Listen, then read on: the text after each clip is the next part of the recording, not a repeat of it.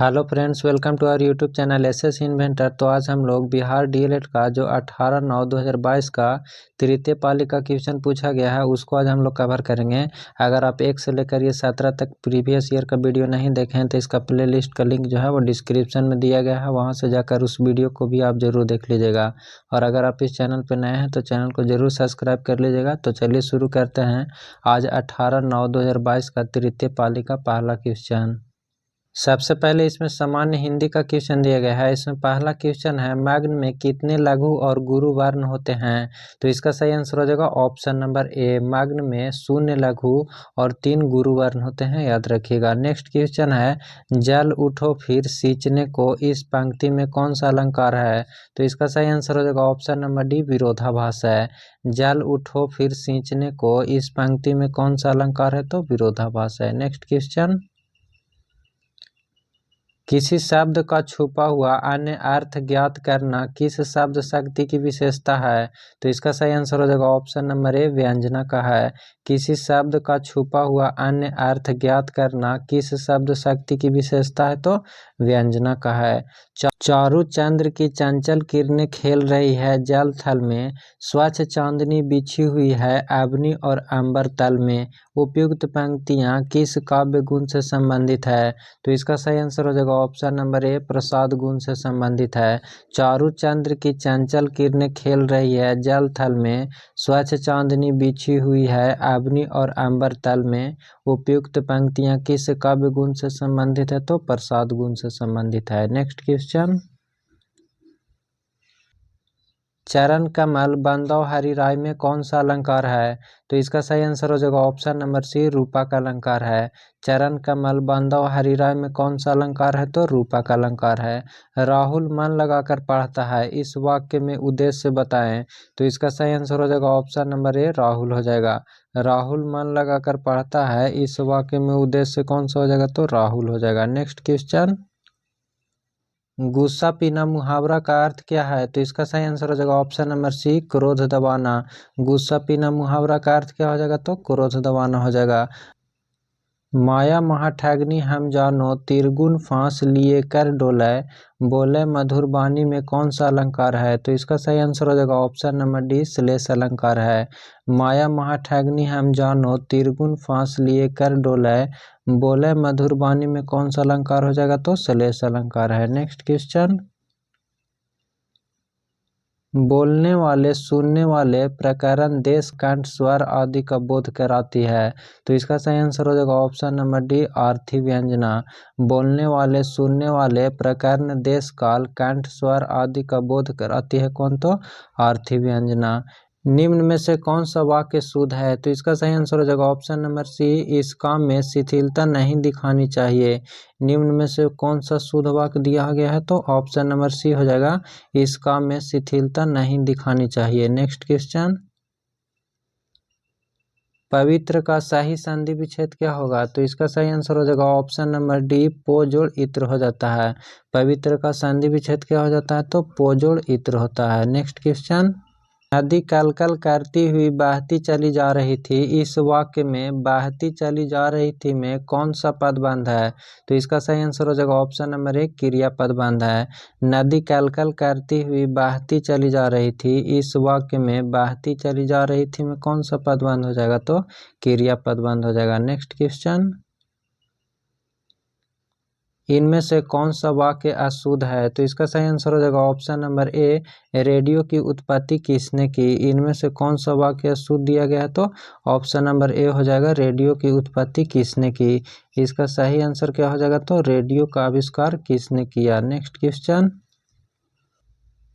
किसी वर्णिक छंद के प्रत्येक चरण में तग्न भाग्न, दो जग्न और दो गुरु के कर्म के वर्ण होते हैं। तो इसका सही आंसर हो जाएगा ऑप्शन नंबर सी, वसंत तिलका होता है। किसी वर्णिक छंद के प्रत्येक चरण में तग्न भाग्न, दो जग्न और दो गुरु के क्रम में वर्ण होते हैं तो वसंत तालिका होता है। ऑप्शन नंबर सी हो जाएगा। नेक्स्ट क्वेश्चन, दाल रोटी में कौन सा समास है? तो इसका सही आंसर हो जाएगा ऑप्शन नंबर ए, द्वंद्व समास है। दाल रोटी में कौन सा समास हो जाएगा? तो द्वंद्व समास हो जाएगा। नेक्स्ट गद्यांश दिया गया है, इसको पढ़ लीजिएगा। इसमें क्वेश्चन दिया हुआ है, स्वार्थ का संधि विच्छेद क्या होगा? तो इसका सही आंसर हो जाएगा ऑप्शन नंबर सी, स्वजोड़ अर्थ हो जाएगा। स्वार्थ का संधि विच्छेद क्या हो जाएगा? तो स्वजोड़ अर्थ हो जाएगा। नेक्स्ट क्वेश्चन, एक पंथ दो काज लोकोक्तियां का अर्थ क्या होगा? तो इसका सही आंसर हो जाता है ऑप्शन नंबर ए, एक काम से दूसरा काम हो जाना। एक पंथ दो काज लोकोक्तियां का अर्थ क्या होता है? तो एक काम से दो काम हो जाना। नेक्स्ट क्वेश्चन, अलंकार वह प्रकार जहां ऐसे शब्द जिसके एक अर्थ नहीं वरन अनेक अर्थ हो, कौन सा अलंकार कहलाता है? तो इसका सही आंसर हो जाएगा ऑप्शन नंबर डी, श्लेष अलंकार कहलाता है। अलंकार का वह प्रकार जहां ऐसे शब्द जिसके एक अर्थ नहीं वरन अनेक अर्थ हो, कौन सा अलंकार कहलाता है? तो श्लेष अलंकार कहलाता है। नेक्स्ट क्वेश्चन, झुक कर मैंने पूछ लिया खा गया मानो झटका, इस पंक्ति में कौन सा अलंकार है? तो इसका सही आंसर हो जाएगा ऑप्शन नंबर सी, उत्प्रेक्षा अलंकार है। झुक कर मैंने पूछ लिया खा गया मानो झटका, इस पंक्ति में कौन सा अलंकार है? तो उत्प्रेक्षा अलंकार है। इनमें से कौन सा वाक्य अशुद्ध है? तो इसका सही आंसर हो जाएगा ऑप्शन नंबर सी, विद्यालय के दाएं बड़ा सा मैदान है। पूछ रहा है इसमें कौन सा अशुद्ध है? तो ऑप्शन नंबर सी हो जाएगा। इसका शुद्ध वाक्य क्या बनेगा? तो विद्यालय की दाईं ओर बड़ा सा मैदान है। नेक्स्ट क्वेश्चन, दौड़ धूप करना मुहावरे का क्या अर्थ होगा? तो इसका सही आंसर हो जाएगा ऑप्शन नंबर सी, बड़ी कोशिश करना। दौड़ धूप करना मुहावरे का अर्थ क्या हो जाएगा? तो बड़ी कोशिश करना। नेक्स्ट क्वेश्चन, दो या दो से अधिक शब्द से मिलकर बने हुए एक नवीन एवं सार्थक शब्द को क्या कहते हैं? तो इसका सही आंसर हो जाएगा ऑप्शन नंबर सी, समास कहते हैं। दो या दो से अधिक शब्द से मिलकर बने हुए एक नवीन एवं सार्थक शब्द को क्या कहते हैं? तो समास कहते हैं। शब्दों के सार्थक मेल को क्या कहा जाता है? तो इसका सही आंसर हो जाएगा ऑप्शन नंबर डी, वाक्य कहा जाता है। शब्दों के सार्थक मेल को क्या कहा जाता है? तो वाक्य कहा जाता है। नेक्स्ट क्वेश्चन, कैके कारण रोवै बाला जानू टूटे मोतिन कै माला, इस पंक्ति में कौन सा अलंकार है? तो इसका सही आंसर हो जाएगा ऑप्शन नंबर बी, उत्प्रेक्षा अलंकार है। नेक्स्ट क्वेश्चन, निम्न में से कौन सा वाक्य शुद्ध है? तो इसका सही आंसर हो जाएगा ऑप्शन नंबर डी, उनका बहुत सम्मान हुआ। निम्न में से कौन सा वाक्य शुद्ध दिया हुआ है? तो ऑप्शन नंबर डी हो जाएगा, उनका बहुत सम्मान हुआ। नेक्स्ट क्वेश्चन, मनवा भव सागर में गोते खाए में कौन सा अलंकार है? तो इसका सही आंसर हो जाएगा ऑप्शन नंबर डी, रूपक अलंकार है। मनवा भव सागर में गोते खाए में कौन सा अलंकार हो जाएगा? तो रूपक अलंकार है। स्वार्थ का संधि विच्छेद क्या है? तो इसका सही आंसर हो जाएगा ऑप्शन नंबर बी, स्वजोड़ अर्थ होता है। स्वार्थ का संधि विच्छेद क्या होता है? तो स्वजोड़ अर्थ होता है। नेक्स्ट क्वेश्चन, रूपक अलंकार है। तो इसका सही आंसर हो जाएगा ऑप्शन नंबर ए, इस काले संकट सागर पर। पूछ रहा है, चार गो ऑप्शन दिया हुआ है, किस वाक्य में रूपक अलंकार है? तो ऑप्शन नंबर ए हो जाएगा, इस काले संकट सागर पर। नेक्स्ट क्वेश्चन, वीरों का कैसा हो वसंत उपयुक्त पंक्ति में किस रस की प्रधानता है? तो इसका सही आंसर हो जाएगा ऑप्शन नंबर सी, वीर रस का। वीरों का कैसा हो वसंत उपयुक्त पंक्ति में किस रस का प्रधानता है? तो वीर रस का है। नेक्स्ट क्वेश्चन, नेक्स्ट यहाँ से विज्ञान का क्वेश्चन दिया गया है। इसमें पहला क्वेश्चन है, एक स्वस्थ व्यक्ति का सामान्य स्थिति में रक्तचाप कितना होना चाहिए? तो इसका सही आंसर हो जाएगा ऑप्शन नंबर बी, 120/80। एक स्वस्थ व्यक्ति का सामान्य स्थिति में रक्तचाप कितना होना चाहिए? तो 120/80 हो जाएगा। नेक्स्ट क्वेश्चन, मानव युग्म और मानव शुक्राणु में गुणसूत्रों की संख्या का अनुपात कितना होता है? तो इसका सही आंसर हो जाएगा ऑप्शन नंबर बी, 2:1 होता है। मानव युग्म और मानव शुक्राणु में गुणसूत्रों की संख्या का अनुपात कितना होता है? तो 2:1 हो जाता है। नेक्स्ट क्वेश्चन, ट्राइटियम निम्नलिखित में से किसका समस्थानिक है? तो इसका सही आंसर हो जाएगा ऑप्शन नंबर बी, हाइड्रोजन का। हाइड्रोजन का कितना समस्थानिक होता है? तो याद रखिएगा 3 समस्थानिक होता है। प्रोटियम होता है, ड्यूटेरियम और ट्राइटियम होता है। तो यहाँ ट्राइटियम दिया हुआ था, पूछ रहा था कि किसका समस्थानिक है? तो हाइड्रोजन का है। नेक्स्ट क्वेश्चन, किसी कार का अग्रदीप में प्रयुक्त दर्पण निम्नलिखित में से कौन सा होता है? तो इसका सही आंसर हो जाएगा ऑप्शन नंबर ए, अवतल दर्पण होता है। किसी कार का अग्रदीप में प्रयुक्त दर्पण निम्नलिखित में से कौन सा होता है? तो अवतल दर्पण होता है। और साइड मिरर में कौन सा दर्पण होता है? तो उत्तल दर्पण होता है, ये भी याद रखिएगा। नेक्स्ट क्वेश्चन, कौन सा कोयला सबसे उत्तम प्रकार का होता है? तो इसका सही आंसर हो जाएगा ऑप्शन नंबर बी, एंथ्रासाइट होता है। कौन सा कोयला सबसे उत्तम प्रकार का होता है? तो एंथ्रासाइट होता है। इसमें लगभग 95% कार्बन की मात्रा होता है। और इसके बाद कौन होता है? तो बिटुमिन्स होता है। इसमें 70 से 86% कार्बन की मात्रा होता है। और उसके बाद लिग्नाइट का होता है 60 से 70% कार्बन। तो इसमें पूछ रहा था कि कोयला का सबसे उत्तम प्रकार कौन सा होता है, तो सबसे अच्छा कौन होता है? तो एंथ्रासाइट होता है। Next question, pseudo stratified epithelium किसमें पाया जाता है? तो इसका सही आंसर हो जाएगा ऑप्शन नंबर सी, ट्रेकिया और ब्रोनभाई में पाया जाता है। स्यूडो स्ट्रेटिफाइड एपिथेलियम किसमें पाया जाता है? तो ट्रेकिया और ब्रोनभाई में पाया जाता है। ऑप्शन नंबर सी हो जाएगा। शक्ति का ऐसा मात्रा क्या होता है? तो इसका सही आंसर हो जाएगा ऑप्शन नंबर सी, वाट होता है। शक्ति का ऐसा मात्रा क्या होता है? तो वाट होता है। नेक्स्ट क्वेश्चन, ताप बढ़ने से चालक का प्रतिरोध क्या होगा? तो इसका सही आंसर हो जाएगा ऑप्शन नंबर ए, बढ़ता है। ताप बढ़ने से चालक का प्रतिरोध क्या होता है? तो बढ़ता है। नेक्स्ट क्वेश्चन, कोई वस्तु जिस पानी में तैर रहा हो उस पानी में नमक मिला दिया जाए तो क्या प्रतिफल होगा? तो इसका सही आंसर हो जाएगा ऑप्शन नंबर सी, वस्तु का वह आयतन जो द्रव में डूबा हुआ था वो घटेगा। क्योंकि जो पानी होता है, पानी में नमक मिला देने से क्या होता है? जल का घनत्व क्या हो जाएगा? बढ़ जाता है। इसीलिए वस्तु का वह आयतन जो द्रव में डूबा हुआ था वो क्या हो जाएगा? तो घट जाएगा। नेक्स्ट क्वेश्चन, मृदा में पाए जाने वाले कार्बनिक पदार्थ निम्न में से किसे पुनः स्थापित करते हैं? जो रासायनिक उर्वरकों के निरंतर उपयोग करने से अम्लीय हो जाता है। तो इसका सही आंसर हो जाएगा option number C, nitrogen.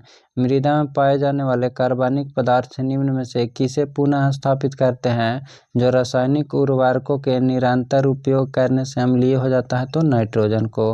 Fill in the blanks है वायु प्रदूषण संकेतक पौधे हैं। तो इसका सही आंसर हो जाएगा ऑप्शन नंबर बी, लाइकेन।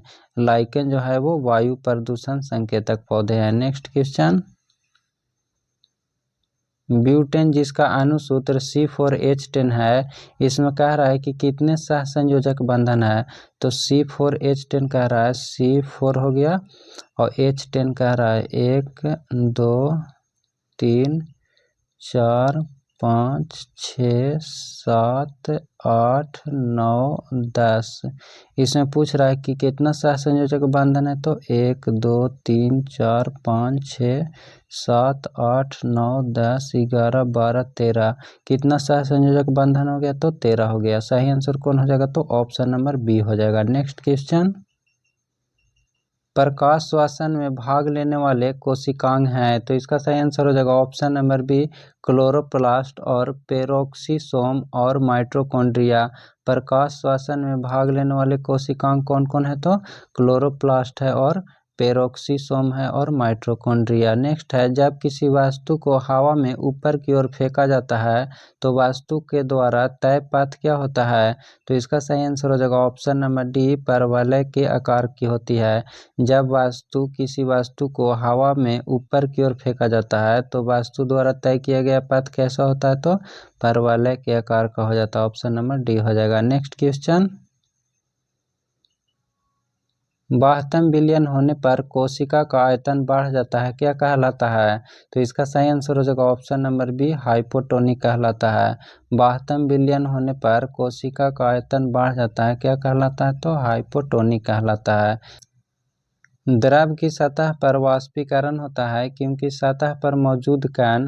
तो इसका सही आंसर हो जाएगा ऑप्शन नंबर सी, हवा के कणों के साथ अधिक बल से खींचे जाते हैं। द्रव की सतह पर वाष्पीकरण होता है क्योंकि सतह पर मौजूद कण जो है वो हवा के कणों के साथ अधिक बल से खींचे जाते हैं। नेक्स्ट क्वेश्चन, निम्नलिखित में से कौन सा ओजोन परत का मुख्य कार्य है? तो इसका सही आंसर हो जाएगा ऑप्शन नंबर ए, अल्ट्रावायलेट किरण को सीमित मात्रा में आने देना। निम्नलिखित में से कौन सा ओजोन परत का मुख्य कार्य है? तो अल्ट्रावायलेट किरण को सीमित मात्रा में आने देना। और ओजोन परत किस मंडल में पाया जाता है? तो समताप मंडल में, याद रखिएगा। नेक्स्ट क्वेश्चन, अयस्क किसका मिश्रण होता है? तो इसका सही आंसर हो जाएगा ऑप्शन नंबर बी, धातु अधातु का होता है। अयस्क किसका मिश्रण होता है? तो धातु और अधातु का मिश्रण होता है। नेक्स्ट क्वेश्चन, किसी वस्तु का द्रव्यमान 20 kg है और यह वजन किसके बराबर है। तो वजन पूछ रहा है तो W बराबर फार्मूला क्या होता है, mg होता है।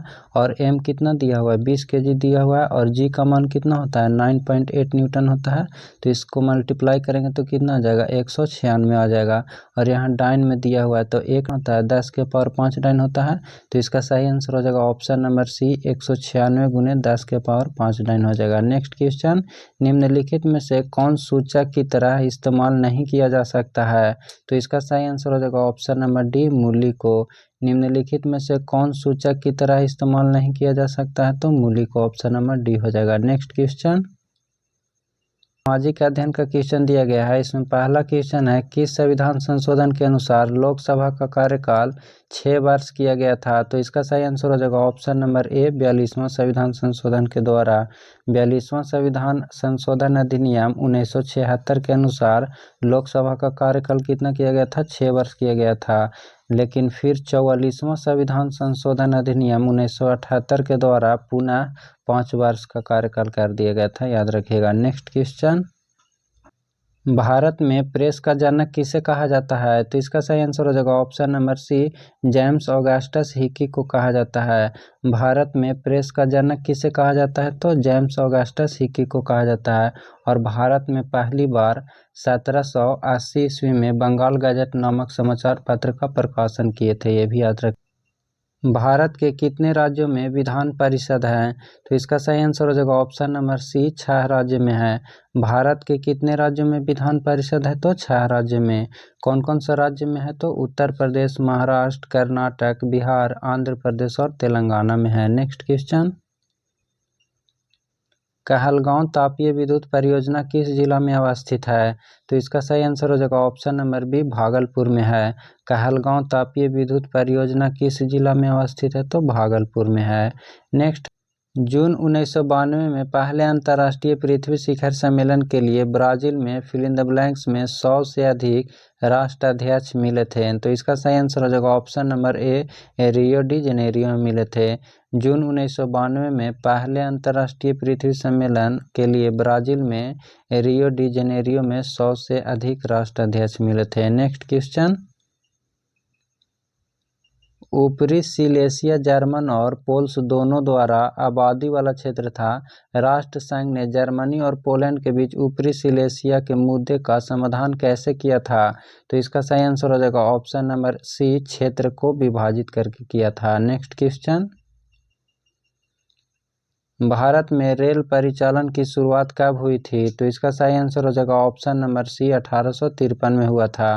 भारत में रेल परिचालन की शुरुआत कब हुआ था, तो 1853 में हुआ था। मुंबई से थाने के बीच हुआ था। कितना किलोमीटर, 34 किलोमीटर हुआ था, ये भी याद रखिएगा। नेक्स्ट क्वेश्चन, समुद्री मार्ग से विश्व का परिभ्रमण सबसे पहले किसने किया था। तो इसका सही आंसर हो जाएगा ऑप्शन नंबर बी, मैगलेन ने किया था। समुद्री मार्ग से विश्व का परिभ्रमण सबसे पहले किसने किया था, तो मैगलेन ने किया था। और मैगलेन कहाँ का था, तो पुर्तगाल का एक नाविक था, याद रखिएगा। नेक्स्ट क्वेश्चन, प्राथमिक ऊर्जा का उदाहरण नहीं है। तो इसका सही आंसर हो जाएगा ऑप्शन नंबर बी, विद्युत। प्राथमिक ऊर्जा का उदाहरण कौन कौन है, तो कोयला, पेट्रोलियम, प्राकृतिक गैस, ये सब प्राथमिक ऊर्जा का उदाहरण है। नेक्स्ट क्वेश्चन, दालों के लिए निम्नलिखित में से कौन सा सही नहीं है। ए में बोल रहा है कि दालें रबी और खरीफ दोनों मौसमों में उगाई जाती है, ये सही दिया हुआ है। दलहन फलीदार फसलें होते हैं, ये भी सही है। वे अन्य फसलों के साथ रोटेशन में उगाए जाते हैं, ये भी सही है। दालों को गहन सिंचाई सुविधाओं की आवश्यकता, ये गलत दिया हुआ है। पूछ रहा था कि दालों के लिए निम्नलिखित में से कौन सा सही नहीं है, तो ऑप्शन नंबर डी सही नहीं है। दालों को गहन सिंचाई की सुविधाओं की आवश्यकता होती है, गलत दिया हुआ है। नेक्स्ट क्वेश्चन, प्रथम विश्व युद्ध का तत्कालीन कारण क्या था। तो इसका सही आंसर हो जाएगा ऑप्शन नंबर सी, ऑस्ट्रिया के राजकुमार की सेराजेवा में हत्या। प्रथम विश्व युद्ध का तत्कालीन कारण क्या था, तो ऑस्ट्रिया के राजकुमार की सेराजेवा में हत्या था। और प्रथम विश्व युद्ध कब हुआ था, तो 1914 से 18 तक हुआ था। और दूसरा विश्व युद्ध कब हुआ था, तो 1939 से 45 तक चला था। नेक्स्ट क्वेश्चन, पाक जल संधि भारत को किस देश से अलग करता है? तो इसका सही आंसर हो जाएगा ऑप्शन नंबर बी, श्रीलंका से। पाक जल संधि भारत को किस देश से अलग करता है? तो श्रीलंका से। नेक्स्ट क्वेश्चन, भारत के किस राज्य में न्यूनतम जनसंख्या घनत्व है? तो इसका सही आंसर हो जाएगा option number D, Arunachal Pradesh में। भारत के किस राज्य में न्यूनतम जनसंख्या घनत्व है? तो अरुणाचल प्रदेश में। और पूछेगा कि भारत में किस राज्य में सबसे अधिकतम जनसंख्या घनत्व है? तो बिहार में हो जाएगा, याद रखिएगा। बिहार में जनसंख्या घनत्व सबसे अधिक है और सबसे कम जनसंख्या घनत्व अरुणाचल प्रदेश में है। नेक्स्ट क्वेश्चन, भारत में एकल संक्रमणीय मत पद्धति से चुनाव किसका होता है? तो इसका सही आंसर हो जाएगा ऑप्शन नंबर ए, भारत के राष्ट्रपति का होता है। भारत में एकल संक्रमणीय मत पद्धति से चुनाव किसका होता है? तो भारतीय राष्ट्रपति का होता है। नेक्स्ट क्वेश्चन, किस आधार पर लोकतंत्र को सर्वोत्तम शासन कहते हैं? तो इसका सही आंसर हो जाएगा ऑप्शन नंबर डी, जनमत संग्रह के आधार पर। किस आधार पर लोकतंत्र को सर्वोत्तम शासन कहा जाता है? तो जनमत संग्रह के आधार पर। औद्योगिक क्रांति सर्वप्रथम किस देश में हुई है? तो इसका सही आंसर हो जाएगा ऑप्शन नंबर ए, इंग्लैंड में। औद्योगिक क्रांति सर्वप्रथम किस देश में हुई है? तो इंग्लैंड में हुई है। नेक्स्ट क्वेश्चन, निम्नलिखित में से कौन एक अधात्विक खनिज है? तो इसका सही आंसर हो जाएगा ऑप्शन नंबर डी, चूना पत्थर। निम्नलिखित में से कौन एक अधात्विक खनिज है? तो चूना पत्थर। इसका फार्मूला क्या होता है? तो CaCO3 होता है, याद रखिएगा। भोपाल गैस त्रासदी के लिए जिम्मेवार गैस था? तो इसका सही आंसर हो जाएगा option number A, methyl isocyanide था। भोपाल गैस त्रासदी के लिए जिम्मेवार गैस कौन था? तो methyl isocyanide. Next question, mean camp किसकी रचना है? तो इसका सही आंसर हो जाएगा ऑप्शन नंबर बी, हिटलर का है। मीन कैम्प किसकी रचना है? तो हिटलर का है। और हिटलर को जर्मनी का चांसलर कहा जाता है, ये भी याद रखिएगा। फ्रेंड्स, ये था आज 18/9/22 का तृतीय पाली का क्वेश्चन। अगर आपको वीडियो पसंद आया होगा तो लाइक करके कमेंट जरूर कीजिएगा, और अगर आप इस चैनल पर नए हैं तो चैनल को जरूर सब्सक्राइब कर लीजिएगा। फिर मिलते हैं नेक्स्ट वीडियो में। Thank you.